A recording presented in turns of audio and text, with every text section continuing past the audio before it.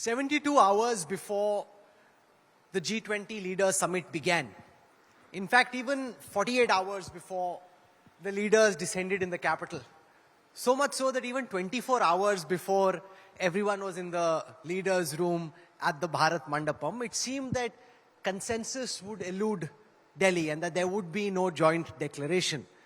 The opposition had their swords unsheathed. Critics were willing, waiting and itching to say that India's G20 was a grand failure, that this was just a big tamasha, lots of song and dance and nothing to show for it in the end. But one man and his team were determined that this would not be the case. They toiled through the day and then through the night to ensure that we had, post-lunch, a joint declaration at the Delhi summit. For that, and for the effort he made for our country, can we have a warm round of applause as I welcome the G20 Sherpa, Amitabh Kant, to the India Today Mumbai Conclave. Mr. Kant was in Berlin for a conference. He's come down specially to Mumbai for this. We really appreciate it. Thakan puri hui? Have you got some sleep after all the action of September? So Rahul, I've got plenty of sleep. You can grill me as much as you want. No issue. Did it feel to you at different times during the negotiations which were happening, interestingly in New in Haryana, where there was all other stuff happening as well, that all that you toiled for 1 year may come to naught, that there may not be a joint declaration, and then your neck was on the chopping line, ki G20 Sherpa has failed us? So Rahul, let me first say that, the Prime Minister was the leader of G20, and he was very clear that it has to be a consensus-driven G20. We don't want a divided G20. We don't want to wreck G20. We don't want G20 to fail. And in multilateral negotiation, it's consensus which takes it forward. Now, there were several challenges. There were challenges on climate. There were challenges on energy. There was a huge challenge on geopolitical paras. So first of all, we decided that the Sherpas who are negotiating on behalf of their leaders, we don't keep them in Delhi. We took them about 65 kilometers away, away from Delhi, so that they don't get disturbed. And secondly, we said that we'll not allow any media to come in. So we had the German media, the French media all coming in. We just didn't allow anybody to come in. And thirdly, when we started drafting the process of the geopolitical paras, we didn't allow anyone, and these are all very senior people. They are of the level of ministers or NSA. We didn't allow anybody to bring his mobile inside because we did about 15 different drafts. Actually, the 16th one actually worked. 16 different drafts. We did about, on that one issue, the Russia-Ukraine geopolitical para, we did about 250 hours of non-stop negotiation, non-stop. And we must have done about close to 300 bilateral meetings to understand everybody's red line. And at least, I think about 10 to 11 times I felt that it's not possible, it's not feasible. But I think we were able to come out with a fresh draft immediately. For instance, on the 8th morning, the leaders had started coming in. And, majority of the leaders was to come in on 8th evening. We had failed on 8th morning. Around 12 o'clock, we had failed. There was no way. We thought we'll just give it up. But within 45 minutes of that, we came out with a fresh draft. And that became the source of the next round of discussion, which we clinched. And these are the toughest negotiators. The Sherpas are the toughest negotiators. They are the most professional negotiators in the world. So you've got to be really tough. You've got to be really strong. You've got to be courageous. And I think because I was representing my leader, and my leader was the Prime Minister, his brief was that I must bring a consensus before him. So I had to be very bold, gutsy, and courageous there. And that came from the backing which the Prime Minister was giving to us, that go all out, take the risk, and get a consensus. So we took all possible risks. So we gave at about, on the 9th morning, 9 o'clock was the meeting, 8th, 12 o'clock, we called the final round of meeting, and we said, this is the final draft. This is take it or leave it. And this is the final draft. This, we feel, covers everybody's red line. This is the most balanced draft. It takes care of everybody's interest. And at that point of time, we merely said that we've taken care of everyone. But after doing that, we said that if anybody, no more discussions at Sherpa level. If any leader has a challenge, he can talk to my leader. And we finished off with that. But by about 3:30 in the morning, we already had emerging markets with us. So I was negotiating. One of the strengths was that we were negotiating with Brazil, we were negotiating with South Africa, Indonesia as a part of our team. And Mexico, Argentina, Saudi, Turkey all joined us. So that was a group of 8 emerging markets together. And then by morning, I had the consent of majority of the G7 nations. But then Russia was still a challenge. So from about 2 o'clock in the night to about 4 in the morning, we negotiated with Russia and got them on board. And then in the morning, the meeting had started. 9 o'clock, the meeting had started. And then China had some bilateral issue with USA, which we had to sort out. So we had to sit with the Sherpas of China and USA to sort out that bilateral issue. And by about 12 in the afternoon, we got that through. We got America and China to sort out that bilateral issue. We were through. And as soon as the lunch finished, we finally requested the Prime Minister to announce that this declaration is adopted. So it was really tough. It was very gutsy. But the Prime Minister, as the leader, was very clear that we have to be very action-oriented. We have to be decisive. We must be bold, gutsy, courageous. And that came because of the leadership, to my mind. So really, from his leadership, we were able to drive this boldly. If this is a one-day cricket match, it sounded like an encounter that went into the last over. Yeah. It's almost in the last over that the match is it went down to the last ball. Last ball. Yeah. We had the UK High Commissioner here earlier. And he said that one of the reasons why, despite all their red lines and differences, the countries came together was because of the growing power of India. And as the host and the president of the G20, nobody wanted to be on the wrong side of India. How do you think that India's rise from being a middle power to an emerging global power played a role in ensuring that even those who weren't fully on board, who later got castigated when they went back to their countries, couldn't afford to say no and draw a stronger, starker red line?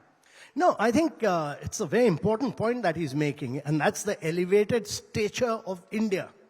And the stature and the standing of the Prime Minister as the leader.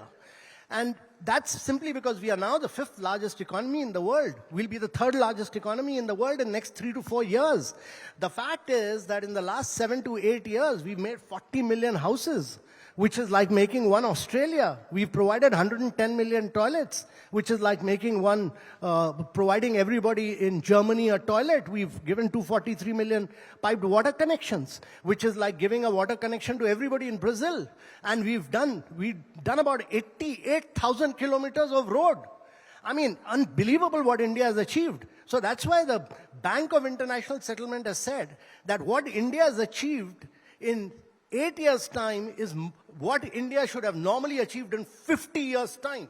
We've achieved that in 8 years' time. We do about 11x more digital fast payment than what United States and Europe do. We do 4x more than China does. So it's the elevated stature of India, and I think the fact that Prime Minister had already had a very successful visit to the United States, his personal equations were very good with the United States, and the fact that he had been to East Asia before, and the third is that he was absolutely clear as a leader that we have to succeed. And that was the decisive nature. You know, I'm merely a Sherpa to a leader. A Sherpa can be as good or as lousy because depending on the leader. So the leader was very clear that India's G20 must deliver an action-oriented and a decisive G20, and that's what we've managed to do. You know, one of the things I wanted to do with Mr. Kant during this session is to get him to tell us stories as the ultimate insider that we don't know. Okay, so now this is the challenge. The things we know, now you have to tell us what we don't know. Who's the most brutal, toughest, meanest negotiator you came across? So let me tell you, all of them are very tough, but on different areas, different subjects. You know, it was very tough negotiating with China on several issues. Some of it, actually, you people are aware of. You know, on issues of Vasudev Kutumbakam, on issues of life, on issues of women-led development. But we built up a very good equation with the Chinese Sherpa. I mean, it was a very good personal equation and their team. And eventually, China, whatever may be our bilateral relations, China is a multilateral player. Once they realized that all emerging markets are with India, and we had a team of 9 emerging markets working with India, they said, we'll work with India, and they eventually managed But Xi to remove- Jinping did try and play spoil sport, choosing to sit out of this big conference, almost wanting to trip the summit over. Rahul, I think it was the best thing that happened for G20. Why? Because I was in Indonesia, in Bali, and Xi Jinping came and had a meeting with Mr. Biden.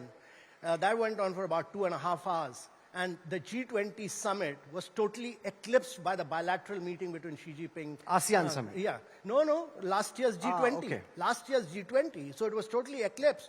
That became the centerpiece. I mean, the intention here was, we are doing a G20. Let's keep, the Prime Minister's focus was on G20. And let's drive G20. What we've managed to do is, we've made G20 the strongest force in the world. It's not a divided house anymore. We made it the voice of multilateralism. We made it the voice of developing countries. We made it the voice for women-led development. We made it the voice of digital transformation. All this we managed to do by putting focus on G20 and not on bilateral issues. When Xi Jinping announced that he's not coming, Vladimir Putin announced that he's not coming. We do the India Today Conclave. Now suddenly, if in the morning we find out Mr. Kant is not coming, it's not a happy feeling, right? आपको आई वो conclave वाली feeling? कि आ नहीं रहे, क्या हो रहा है, मेरा program देखो खराब हो रहा है. ये आप लोगों को लगता है कि फला लोग आ रहे हैं, फला लोग नहीं आ रहे हैं. But as long as, in Italy, for instance, there were just only 14 leaders present. In Indonesia, there were 16 leaders present. We had 18 leaders. I mean, if 2 leaders do not come, and Mr. Putin went to Rome, he went to the Italy G20. He went, gave his speech, and then everybody started giving his counter because Crimea had happened, and Mr. Putin then finally said, no more, and he went. So I think the important thing was that we focused on G20, and we made a success out of G20. That's critical. And if we hadn't made what has happened as a consequence of what India has done is we've ended up making G20 far more powerful than what United Nations is.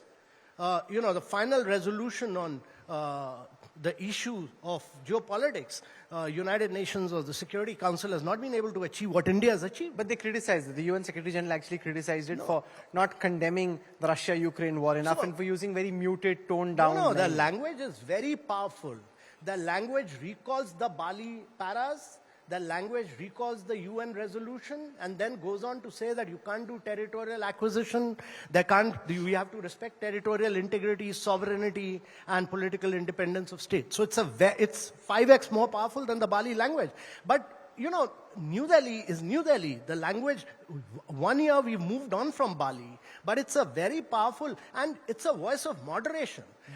What we have demonstrated is that the solution to many of these challenges does not lie in war. It lies in diplomacy and dialogue. Did the Sherpa or the delegates from Brazil say to you that the bar has been taken so high that it's difficult for them in the depth, the width, the breadth of our G20 program to be able to now post-December replicate and do something? Their effort will obviously be to try and do something bigger and better.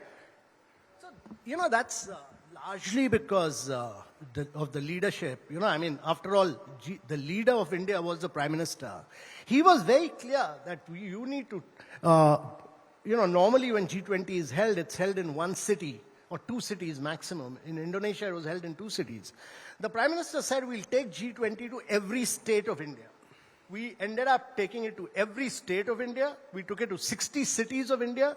We had over 100,000 participants here.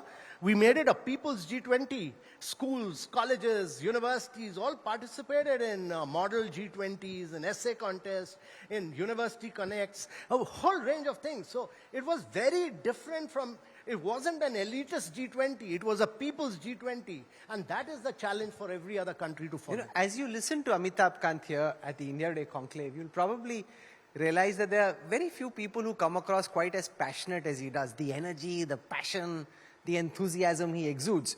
So question number 1, what is the secret of Amitabh Kant's energy? And I want to tell our viewers sitting here a story. A very senior minister from the Modi government we were having this conversation. And he said that, I have a plan. He wanted an airport to come up near his constituency.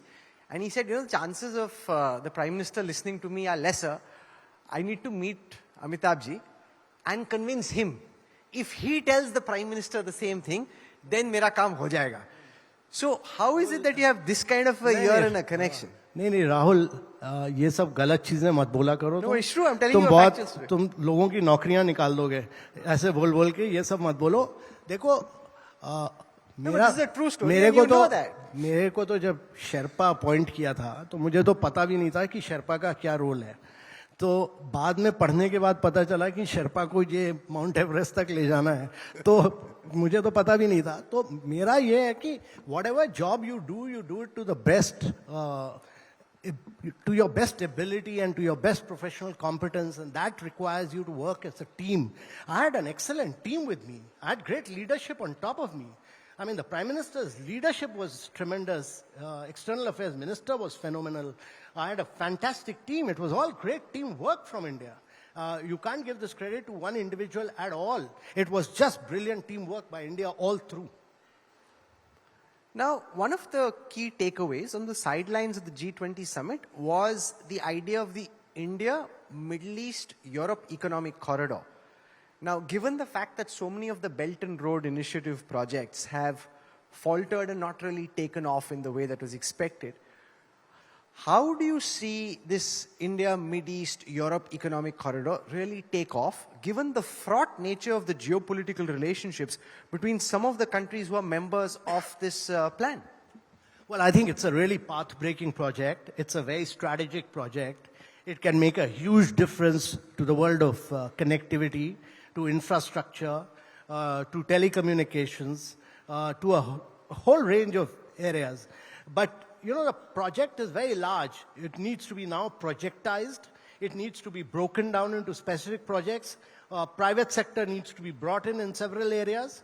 And I think we need to ensure flow of resources and funds. So I think we are at that conceptual level from where a lot of homework needs to be done into specifics now, which will now take place. But I really think it's a massive strategic project. It can really, India is at the center of it all. So it can have a huge multiplier impact on India's economy in years to come, linking it to both Middle East and to Europe. No, but what about the nature of the bilateral relations between some of these countries, which at this moment seem on the mend, but things could change and those relationships could fall apart? So, Rahul, I'm a long-term believer that bilateral relationship is a function of economic growth. It's a function of how it benefits countries economically and how it makes a difference to their growth.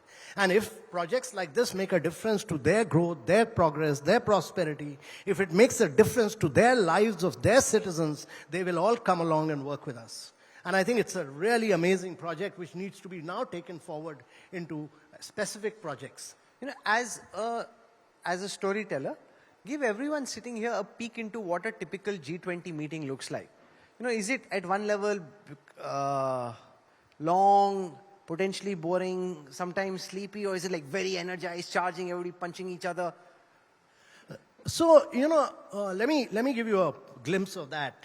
You have a hall like this. You have 20 G20 members. India had invited 9 other countries, 29, plus you have all international organizations, the World Bank, IMF, OECD, so 43 members in all. But the key is with these 20 members.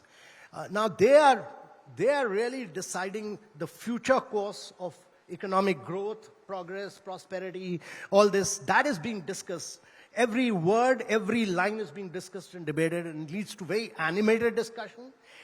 Every country has a different perspective. Europe has a different perspective from America. Russia has a different perspective from China. China has a different perspective from Russia.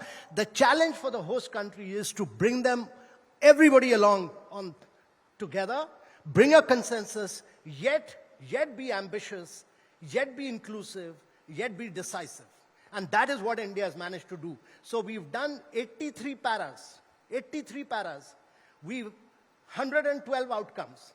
In Indonesia, there were 50 outcomes. Before that, there were 33 outcomes. We've taken it to 112 outcomes.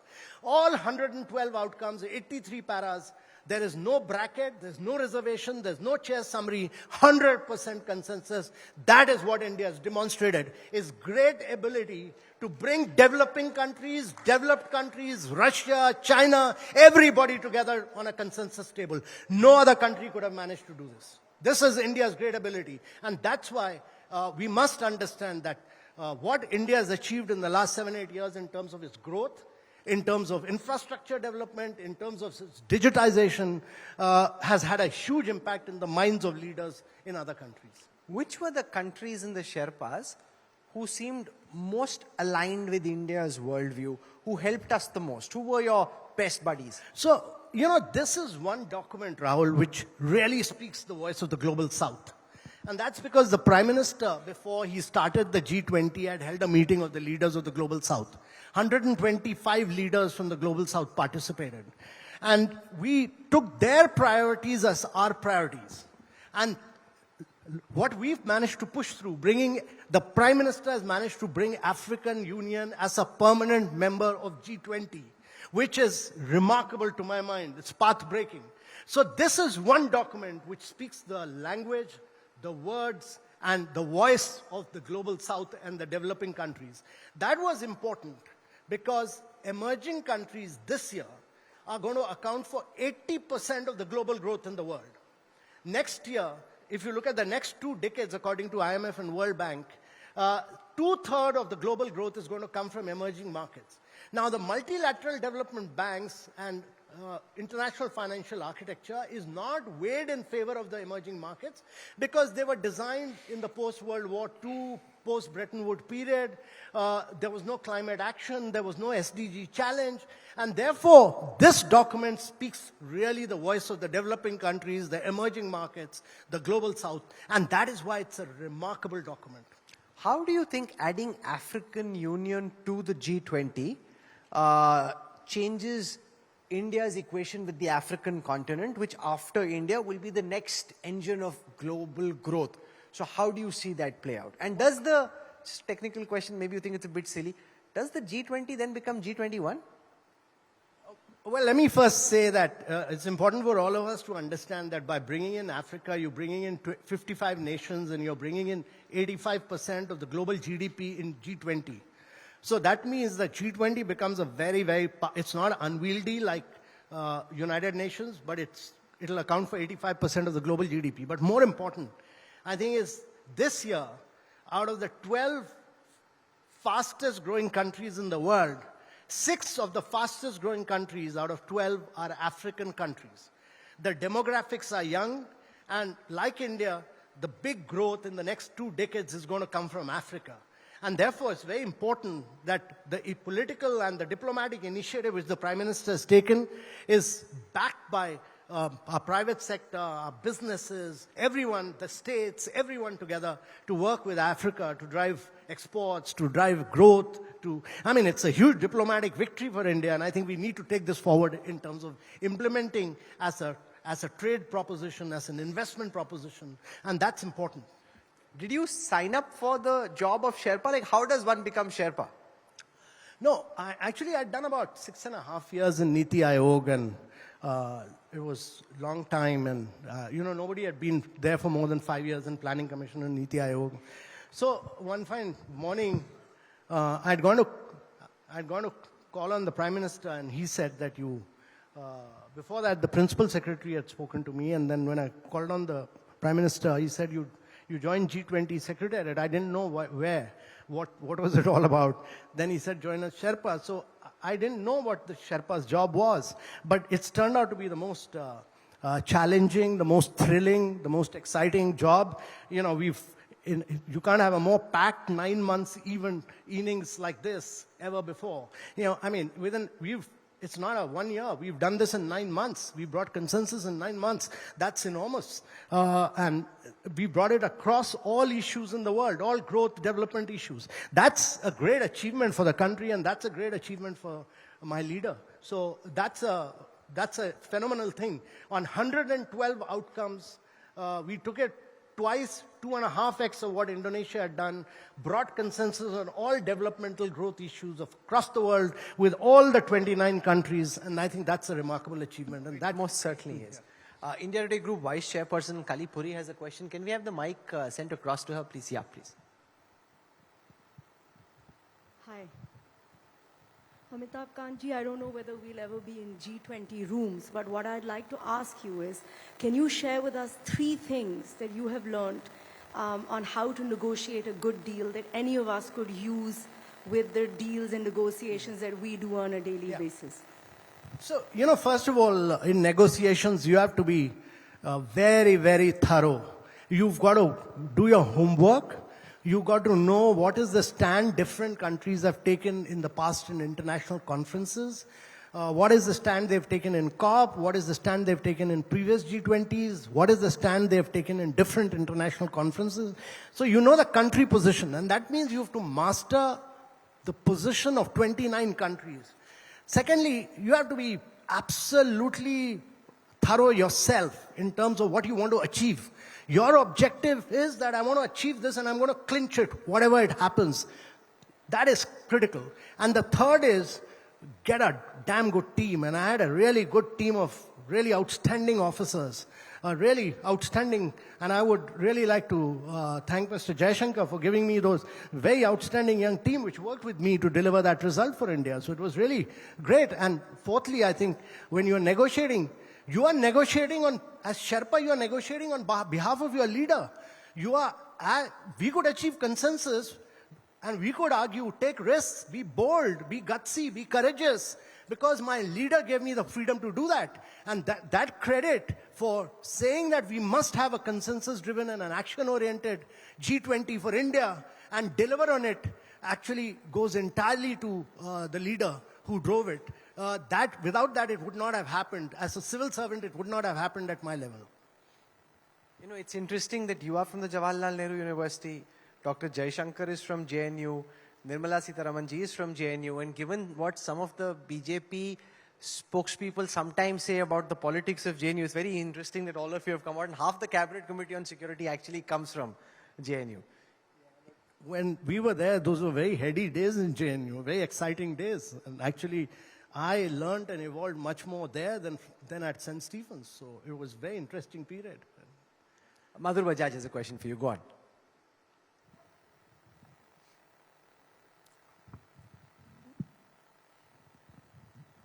Amitabh, at the outset, congratulations to you and your team for the great success of G20. Well, there's so much of work done, I'm aware of it. How do we make Brazil, who we passed on the baton to continue with the unfinished work? A lot of work was finished, but a lot of work remained unfinished. Each country has got its own culture, characteristics, ideologies, and ego, if I may use the word ego. They've got their own way of doing things, etc. How do we ensure that whatever efforts that we have made does not go for a waste? And things continue till it's logical, and it could go beyond Brazil, those things which are long. Yes, sir. So, last year, we worked very closely with Indonesia. We helped Indonesia. This year, actually, South Africa, Brazil, Indonesia, all of them worked with us. And next year, in the coming year, we are going to work very closely with Brazil. We are going to support them fully. They've done their bit, and many of the initiatives that we've started, and Prime Minister's already got on to implementation. So there's no breathing time for us. We've already got on to implementing everything. So we are working with Brazil on a range of things. For instance, we started Startup 20, which Brazil is taking forward. They've started a women's working group based on our recommendations. And this particular leaders' declaration is the most powerful leaders' declaration, the New Delhi Leaders' Declaration on women-led development, on gender equality and women empowerment. It's a really powerful statement, and I'd request everyone to read that, actually. What happens in November? There's a follow-up virtual meeting before the baton is passed on. So, Prime what's Minister's, the agenda for that? Prime Minister has announced that there will be a virtual meeting and sometime in November, and that will be a follow-up of So all the heads of state and government will be there. virtually. And we will then, there will be a review of implementation and some other issue, because the Finance Minister Central Bank Governors meeting is being held in Morocco. Some recommendations of that will come in, and all that will finally find a place in the virtual meeting. You know, it's very rare that something happens which has bipartisan support. There's so much politics which is split down this BJP, NDA, Congress stroke India alliance. I think what you did rises above that. And for that, congratulations. And we wish you all the best. It'll be interesting to see what form and shape your new innings takes, even though you're very nonchalant about it. How much golf have you played since you finished? Well, Rahul, I just wanted to comment on one thing, and that was that, we did the G20 in every state and union territory of India. And the extent of our support from opposition ruled states was enormous. And this was actually federalism at its best during G20. Every single state supported us. And I think they did remarkable work in terms of improving infrastructure. In Udaipur, they cleaned the lake. Kerala cleaned the backwaters. Great amount of, center-state coordination and federalism at work at its best in India. Well, thank you for your effort. Thank you for making the effort of joining us here at the India Today Conclave. We wish you all the very best. Amitabh Kant, can we have a round of applause, please? Thank you, sir.